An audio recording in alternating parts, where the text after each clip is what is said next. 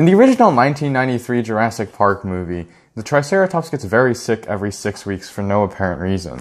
The movie states that this was the result of it eating poisonous lilac berries, but I'm going to offer an alternate explanation.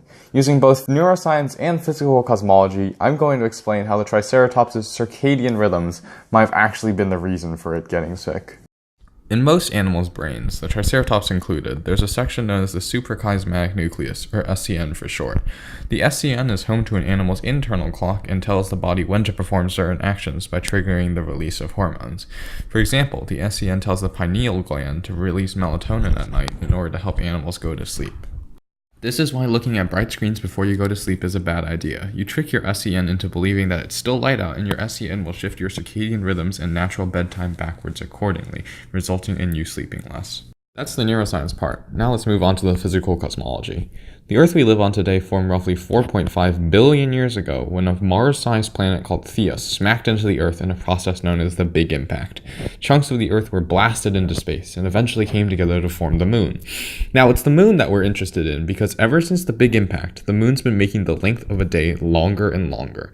The basic principle behind why this happens is something known as the conservation of angular momentum, which basically states that the further away a part of a spinning system is from the axes of rotation, the slower the system rotates. Because of the way the Moon was formed, it's slowly moving away from the Earth and causing the entire Earth-Moon system to spin slower and slower, making days longer. But what does this have to do with the Triceratops? Well, back when the dinosaurs were around in the Mesozoic era, the length of a day was roughly 23 hours instead of 24 hours like it is right now. This means the Triceratops' circadian rhythms are aligned with the 23-hour day, not the 24-hour one. The Triceratops' SCN would constantly be trying to reset its circadian rhythms to match the environment, but by the time a Triceratops' SCN had realigned its circadian rhythms to match something like sunrise, for example, a few days would have passed and its circadian rhythms would be even more off.